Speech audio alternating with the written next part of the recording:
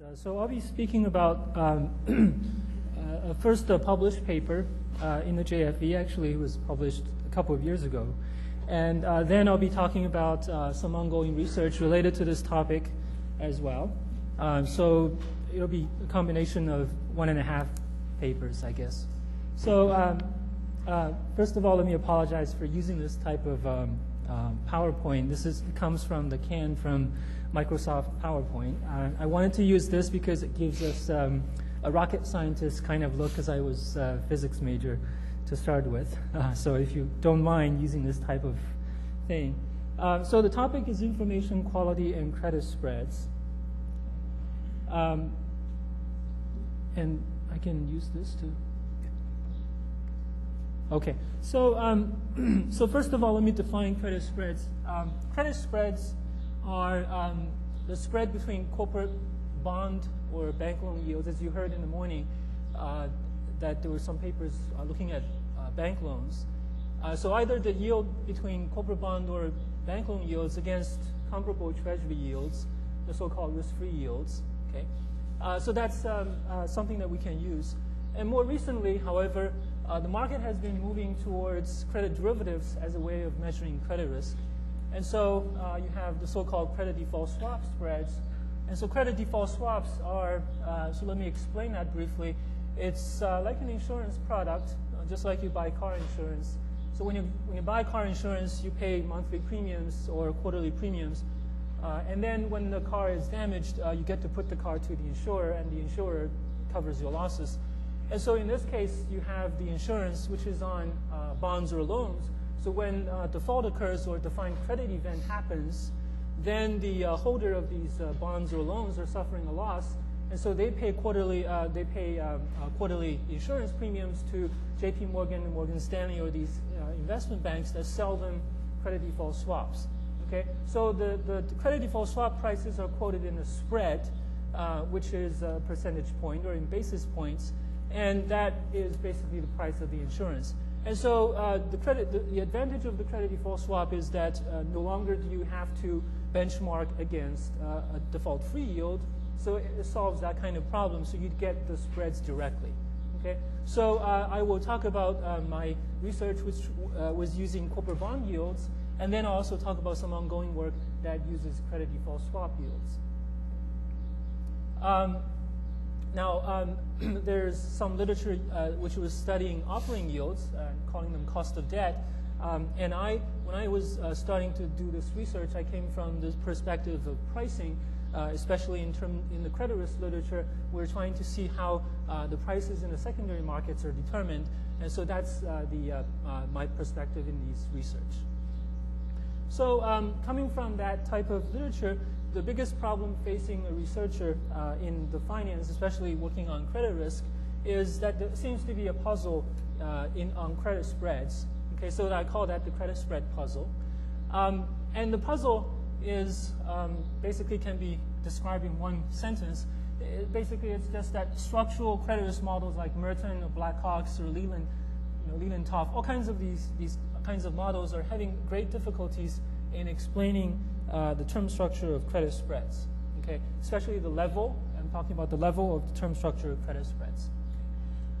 So the problem is having to do mostly with investment grade and also short-term bonds, okay? And so you have the classic study by Jones, Mason, and Rosenfeld that was the first study of the Merton model, and they found that the models underpredict spreads, overpredict prices, okay? And later on, I have the Swang and Huang it was a great working paper. It's just still not published yet. But it was trying to follow through with the idea that if you calibrate the model on historical default rates, and then using the model along with equity premiums, premiums reflected in equity returns, using those to try to calculate credit spreads, you find that the spreads are way underpredicted. Okay, so the problem is highlighted by the fact that if you look at early in the morning, we had a great presentation about ratings, and there were some tables given about A-rated obligors, and the default rates, I remember, was about 20 basis points, or expected loss was about 20 basis points a year, or something like that. And then the spreads on these things can be as high as 60 or 100 basis points. So you have a dramatic difference between the expected loss and the spreads. Okay, so how do you account for the difference? And that seems to be a problem for all of these models. Okay, so there are several ways to resolve this problem. There is some research that's done in recent years that attribute this to a tax component of the spread, namely the U.S. Treasury bonds are not subject to state taxes and corporates are. So if you calculate the spread as the difference between the corporate yield and the Treasury yield, there'll be a component which is due to state taxes. It has nothing to do with default risk. Also, because corporate bonds are typically sold to institutional investors and not traded very often, not as often as Treasuries, there will be liquidity differences, and that can be a few basis points or a couple of, so it contributes to the partial resolution of this puzzle. So in this paper that I'm trying to entertain the idea that there's another piece to the puzzle, perhaps it's fits into this resolution of the puzzle, and that has to do with the fact that in all of these models, they assume that you have a model which is it's going to be on the next page. There'll be a picture. You have this type of Merton model or the Black-Hawkson model, which says that there's a firm that has a value which is observable, and then you have the default is modeled as a lower threshold. So when the firm value hits this default threshold, the firm files for bankruptcy. Okay. Now, in those kinds of models, virtually all of them assume that firm values are observed precisely. There's no noise. Default boundaries are observable and specified precisely. Leverage ratio is 100% accurate and is a sufficient statistic for capital structure. There's no special purpose vehicle hiding debt somewhere like in the case of Enron. Okay. Now, we know all of that. That's quite far from reality because you just look no further than Enron, WorldCom, Adelphia, Global Cost. In the morning, there was also a whole list of these financial restatements and kinds of accounting scandals. And also, there's some casual evidence from the Wall Street Journal showing that just prior, a year before Chapter 11 bankruptcy filing, these companies, almost half of the companies were given a clean bill of health by auditors. Okay, so that shows you how the accounting information can be quite noisy. So how do you model that? Well, this is not really my work. This picture gives you the standard structural model. Okay, so in a standard structural model, you have the firm value, which is a diffusion. So this is a simulated geometric Brownian motion, and you have a default threshold. So just a stylized way of modeling bankruptcy process. Okay, and so when the firm value hits this point, bankruptcy is declared. And so note that at the beginning point, okay, this is the flow of time, and the firm starts at 100. Okay, so if the firm is 100 and the firm value is relatively smooth, it's a continuous process, what happens is it takes about a year to go down to that default. So instantaneously, you can't default. You can't just exhaust all of that cash flow immediately. Okay, so that means instantaneously the firm is default free. And if the firm issues very short-term debt, it's just as worthy as treasuries. And so short-term debt would not have any spread. The spread component would be zero. And that's counterintuitive. Okay? And that problem can be solved if you introduce noise in the observed firm value. And so this is a model written, it's a theoretical model written by Duffy and Lando, published in Econometrica. So what happens is, in this case, this is another example that I took from their paper. The default threshold value is specified. In this case, it's equal to 78. And the reported asset value is 86. Okay? And so when you report the asset value as 86, in this particular model, you assume that the report is unbiased. Okay? And so the accounting information is unbiased. It's just noisy. And so we call this incomplete accounting information. So what happens is, and that A value measures the noise. Okay, so a small a means it's very accurate. A bigger A means it's more noisy. Okay, so if you have very accurate accounting information, you have a very tight distribution, and so there's virtually no chance that you can go bankrupt within a very short, reasonable amount of time. Okay, now when the distribution gets spread out, then that becomes possible. for you to go bankrupt within the next instant. So that probability becomes positive, per unit time becomes positive, and that's what's driving the short-term spreads. Okay, so this model would predict that if you can measure the noise in accounting information, and that's going to generate a very big difference for short-term spreads. Okay, now so that's the intuition, and mathematically what happens is the value of the bond as a function of firm value is a concave function. Okay, and so a mean preserving spread of the firm value is going to lower the bond price. It's going to increase the spread. Okay, now for long-term bonds. Long-term bond values is also a concave function, but it depends more on the drift rate of the firm value. It doesn't really matter much where the firm value is at the present time. And so what happens is this concave function becomes linear very quickly. And so when you take the mean preserving spread on that linear part of that function, it doesn't do much. And so it doesn't really have any implication for long-term spreads. Okay? So you get this kind of prediction from the theoretical model. So I thought that it would be nice to sort of test this idea.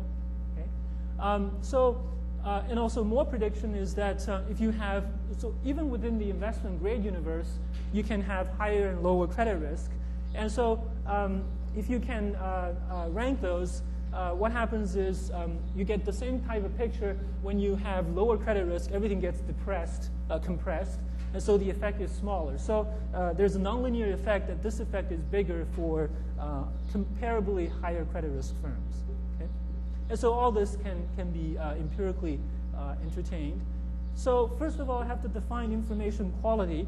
Now, I'm not really an accounting person, but I was just doing some reading, so I can miss a lot of the literatures in this area. But the idea is that management can withhold information if it's costly to disclose. So you can get this equilibrium where only good news gets disclosed and bad news are not. Okay, so in this setting, what happens is that disclosures are noisy, and we call that incomplete information on the previous few slides. And disclosures can also be biased, and so this is probably due to asymmetric information, and that generates a Lemons premium in debt spreads.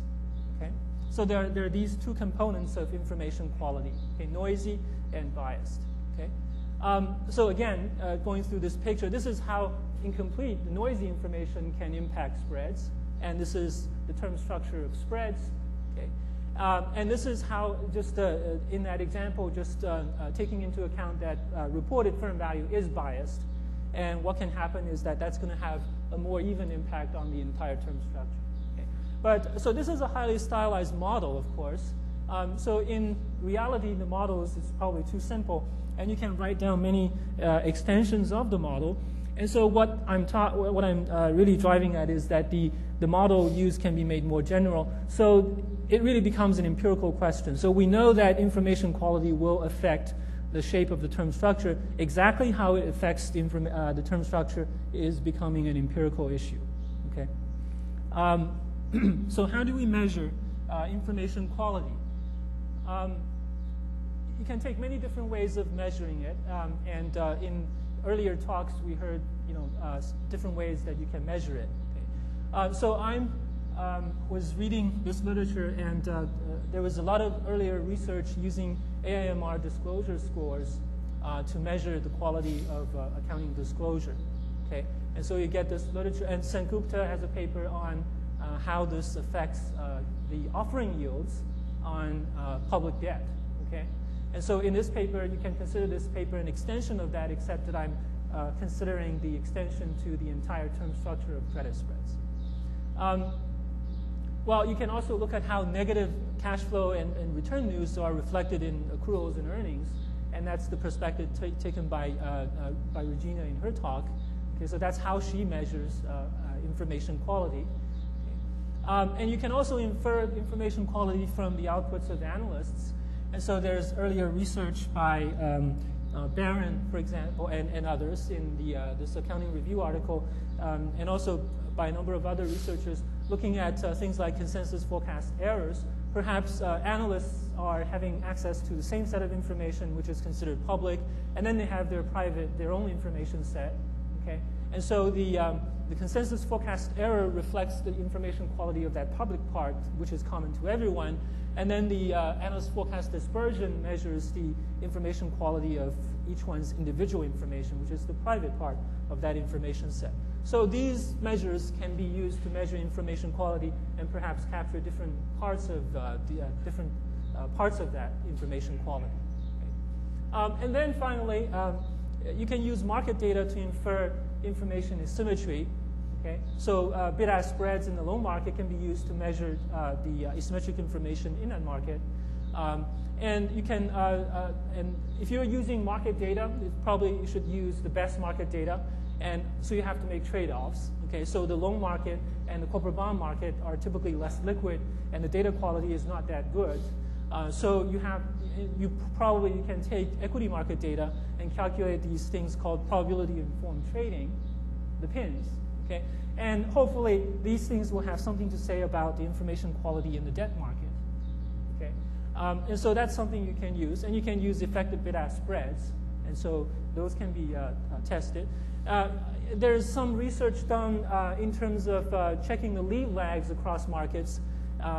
In terms of the credit default swap market, there's very interesting research showing that when a firm is running into a problem, the CDS on that company, the innovation, the changes in the CDS, the credit default swap spread on that company is leading the equity returns of that firm.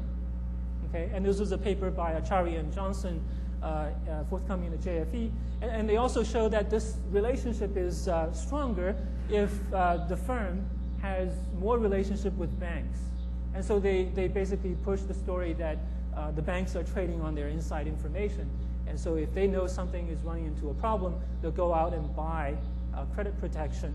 And that's how the information gets revealed in the CDS market first, and then spilling over to equities. Okay? And then there are other studies showing that option markets information can also have spillover effects, and they were using volume, option volume. And this last paper was using implied volatilities on puts. And so the idea is that if I know the company is running into problems, as a bank, I can buy CDS as protection against my portfolio. I can also go out and buy put options on the stock.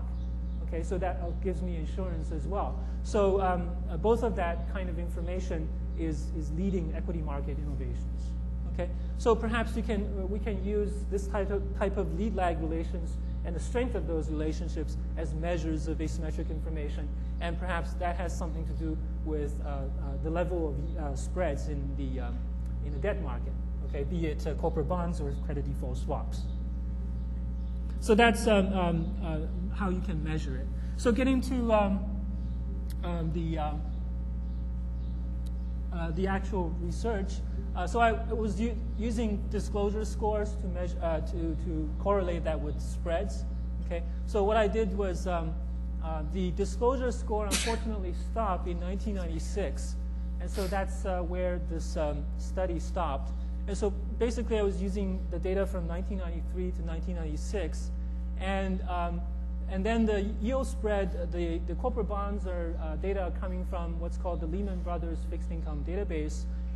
And that's really, that data set is getting obsolete. It's getting replaced by a number of other corporate bond databases like the FISD, NAIC insurance company transaction data, which was used by a number of other people, and also by Trace, which is also more recent.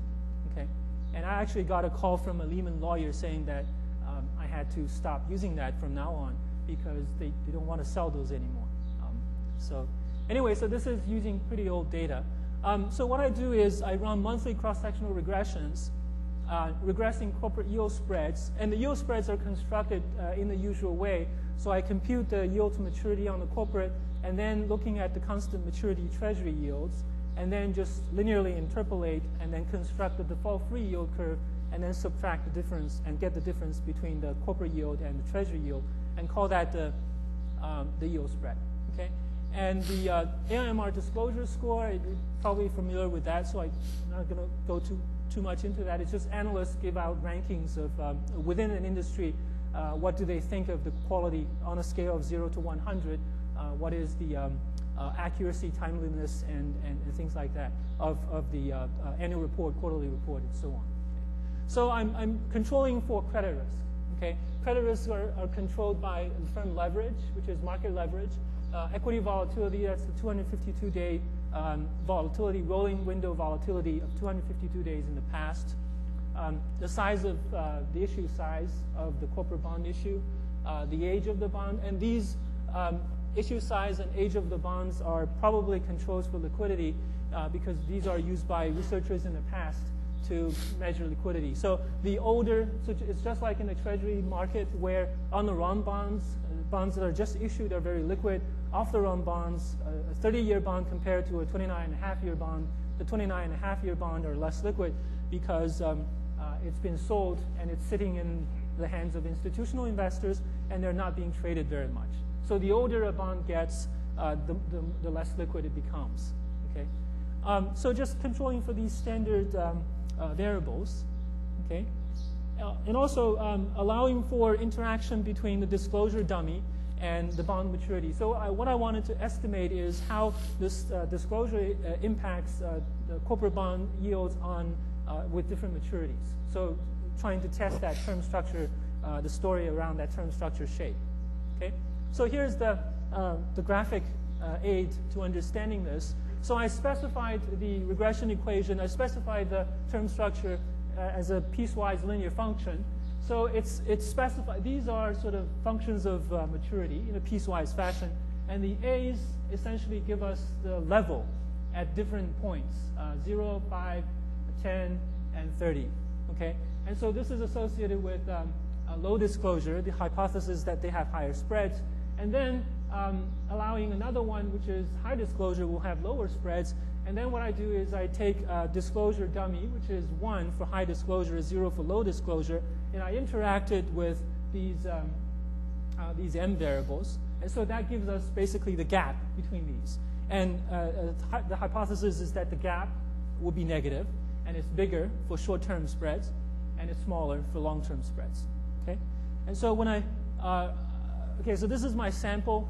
So roughly, actually from 93 to 96, you have about 200 bonds. Okay, and most of them are investment grade, and most of them are actually single A rated. Okay, and the correlation between spread, CS is the credit spread, and disclosure is negative, and so that indicates that higher disclosure means lower spreads.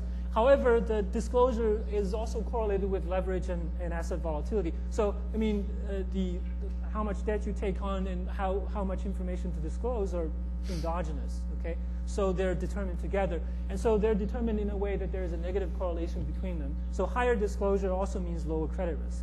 And so you really have to control for credit risk to find out whether there is a residual impact of disclosure on the level of spreads, okay? So this is the primary result. And so this is monthly cross-sectional regression and average. So these are average coefficients and average t-stats. So basically, you know, the volatility and leverage, so these variables are all sort of going in the right way. And the primary attention here is on these disclosure dummies and interacted with these term structure piecewise linear function. So what you find here is that there's a nonlinear effect. So if you have low credit risk, low leverage, low volatility, then there isn't much. The coefficients are very small. And if you look at, and by the way, when I say high leverage and high volatility, I don't really mean speculative or junk grade debt. They're still investment grades. As you can see in the sample, they're just not really any speculative grade debt. Okay, so they're still high quality. Okay, except that you can still separate them into two groups. So what you find is that for the relatively more credit risky bonds, you find that there is a very big gap. 1.02 is 1.02%. So it's 100 basis points, okay? Difference between above median and below median disclosure firms, okay? This is at 0 maturity. And then this is at 5-year maturity, this is at 10-year, and this is at 30-year maturity, okay? So I don't exactly find that story that this disclosure, it really depends on what this disclosure score is measuring. Is it picking up imperfect information? Is picking up the noise only that's probably not very likely because the less you disclose, that means you're probably hiding more problems. So this is also correlated with discretionary disclosure and this bias. It's also picking up on the bias. So in any case, I find that it does impact the short-term spreads disproportionately, and then it starts to narrow, and then for some reason it starts to come back up again. Okay, so it doesn't really fit exactly with the incomplete information story, but that's probably because the measure that I'm using is capturing other aspects of the quality variable. Okay, and so I also did some robustness checks. I did a Nelson-Siegel yield curve fitting. So I separated the bonds into groups, and then I sort them on leverage, volatility, and to control for credit risk. And within those subgroups, I cut them into two groups based on above medium or below medium disclosure scores. Okay, and then I estimated the Nelson-Siegel yield curve, which is the spot spreads against treasuries for each maturity. So you can do a fitting exercise, and then you can estimate the shape of the term structure that way. And so what you find is something that fits very well with the regression results, and you find that the gap at the short term is very big, and then it narrows down, and then it starts to go back up. And this is from 1 year to 10-year maturity. Okay, and this is sorting by leverage, sorting by volatility. You get the same thing, and when you sort both on leverage and volatility, and you get more or less the same. Okay? Now, one thing that's interesting is when I just do the Nelson-Siegel yield curve estimation for rating groups, I don't find much of an effect. Because when I was doing this research, I was reading some materials from rating agencies. They actually say that they consider accounting disclosure quality when they assign ratings. And today, when Greg was talking about the criteria, and we see that rating agencies do take some of that information into account. You know, if it's sort of an imperfect way, they do look at whether they're missing these reports. They are giving revisions, restatements, and things like that. And so there is a way that for the rating agencies to take that into account. And so when I do the rating, so what I do is I have these different ratings, and then I sort on the basis of disclosure. I do not find this gap anymore. Okay. So this is the research that I've done in that paper that I distributed. Some ongoing work is working with a couple people at University of Washington, looking at the same type of question, but in a richer context. And now we're using what I was mentioning, this credit default swap spreads. Okay, so the advantages are that first of all, it's just a spread given to us. That's the price which is traded. It's directly observable. There's no need to benchmark against treasuries or swap yields, LIBOR, things like that. Okay, and it's directly observable, and it's also given out to us from 6 months to 30 years. Okay, so you don't need to estimate these things using Nelson-Siegel, and you get directly these things observed.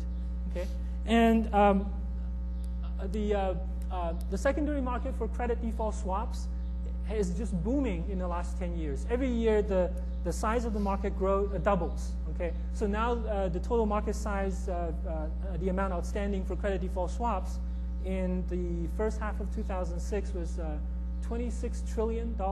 It's even bigger than equity derivatives and commodity derivatives combined. Okay, so it is becoming very big, and the secondary market trading is probably more liquid than corporate bonds, and so it's becoming a standard credit risk measure. Okay, that's why we're focusing on the credit default swap markets. And as I was talking about earlier, there's some allegations of insider trading in the CDS markets by banks. So this market, the secondary market, is also having some problem with the asymmetric information. As you get, I came from UC Irvine, and then Newport Beach and PIMCO is just right our neighbor. And so you get partners from PIMCO getting on the Wall Street Journal, get quoted saying that these banks should release, should tell other people what are their positions, because they are actually buying CDSs, and that's what's driving these CDS prices. And so it's becoming sort of a problem in the last couple of years. Okay, and also there's evidence of other, you can use market data to uncover this type of behavior. Okay, and also it's most prominent among low-rated firms with volatile spreads. And these are all characteristics which are pointing to asymmetric information problems.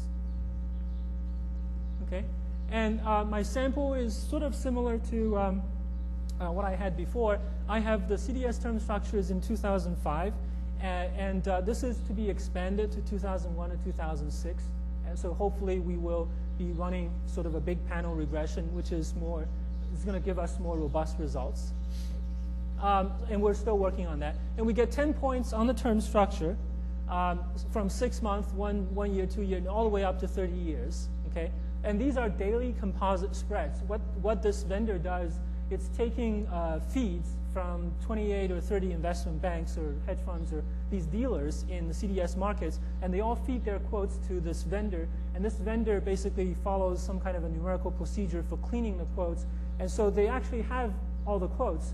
And I asked them whether they're willing to sell me the quotes, and they said no. And they're only willing to sell me the composite spreads. Okay, so this means that I don't have bid-ask spread information, which would be good as a good way of measuring asymmetric information. I don't have that information. However, I do get some other ways of measuring asymmetric information, as we'll talk about, and also liquidity in that market. Okay, and these are U.S. dollar-denominated contracts on senior unsecured debts of North American firms. Okay, with what's called modified restructuring, and this is how they include restructuring as credit events. Okay, some of the contracts do not include them at all. Some of them allow a full range of restructuring. So if you accelerate the debt, that's characterized as a credit event, and that will trigger the payoffs. Okay, and so I will only look at modified restructuring because that's the dominant form of restructuring for North American firms. And for European, it's what's called modified, which is slightly different. Okay, so about 270 firms each month after merging with CompuStat and CRISP. Okay. The explanatory variables for the spreads, the usual suspects are leverage and volatility, and so I include those. There are some new CDS liquidity variables. There's a market depth for 5-year contracts, and you'll see 5-year contracts are the most liquid. Okay, so the market depth is the number of distinct quote providers at the 5-year maturity level. Okay, so I get that number every day, and that number can be changing every day. And so that's a good measure of how liquid the market is, because if there's no provider, they can't calculate a composite spread, and so there will be a missing point. And so if that number is bigger, that the market will be more liquid. Okay? And there are also indicators of how spreads are computed.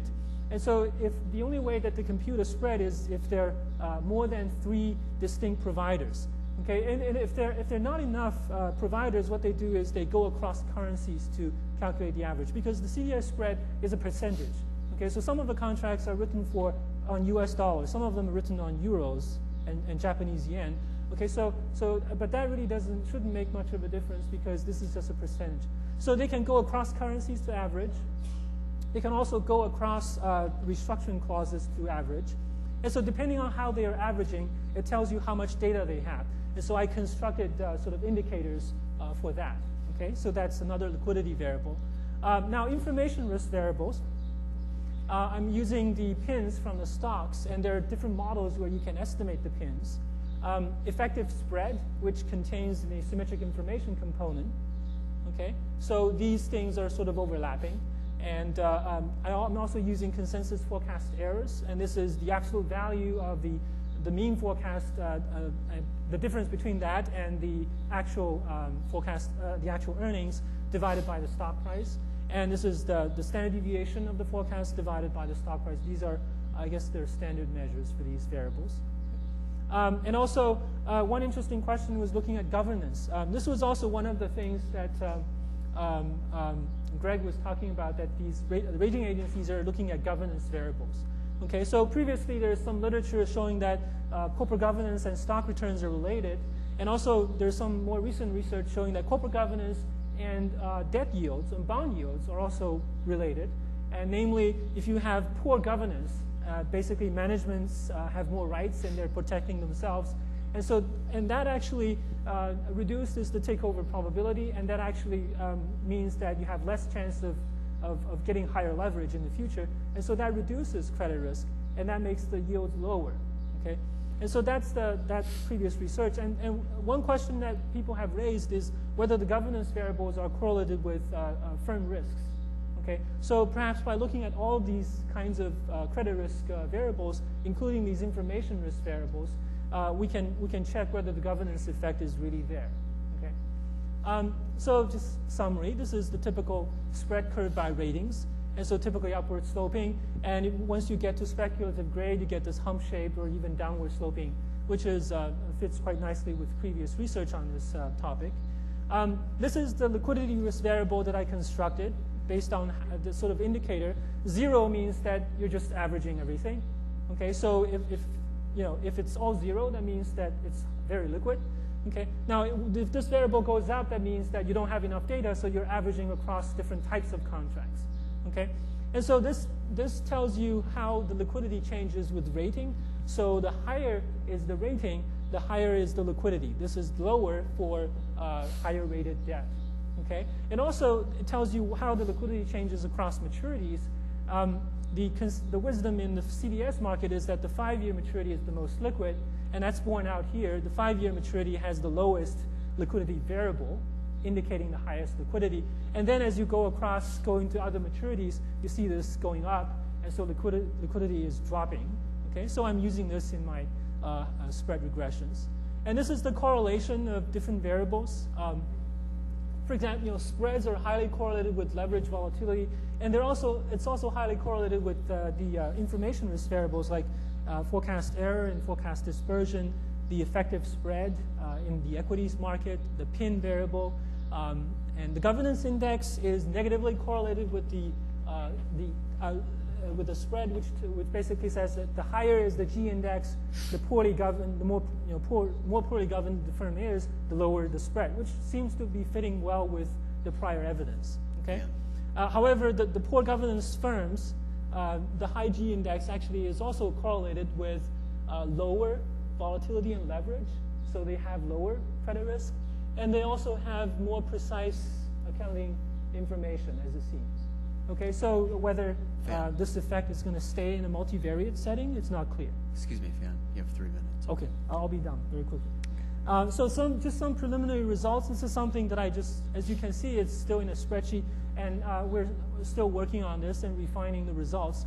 And this is a regression, the cross-sectional regression for the 12 months in 2005, and then averaged across the 12 months. And I break it down by the spreads. I do one regression for every maturity. So you get 6 months up to 30 years. Okay? And so what you find is this is uniformly significant going in the right way. And very interesting result on the forecast error is that perhaps you're thinking that this is measuring the precision of the common information to every analyst. Okay? So if that's the case, this is like the incomplete information story. And so what you find here is there seems to be some variation across maturities, and it seems to be higher for the short end and smaller for the long end. Okay?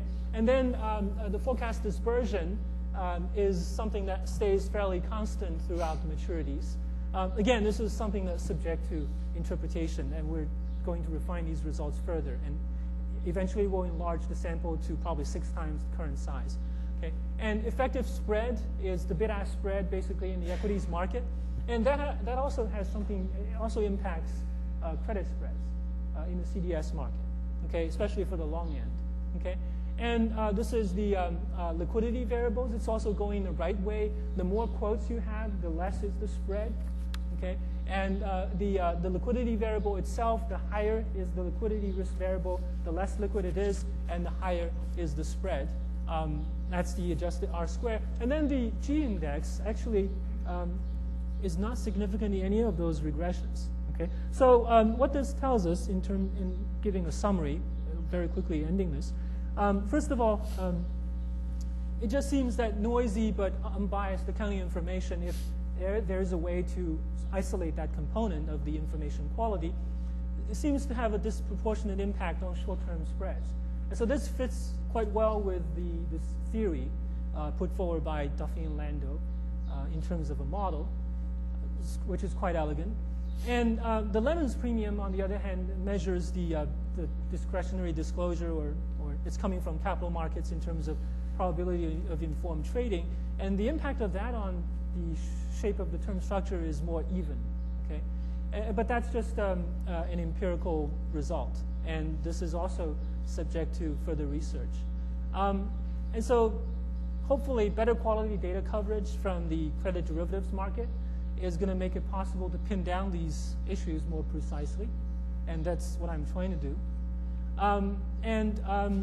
And finally, information quality as a risk measure can probably help settle other debates, such as whether governance affects debt yields. Okay, so this is still ongoing, and hopefully we'll get some new results and more complete results as we finish up the research. Okay, so that's it. Thank you. Thank you.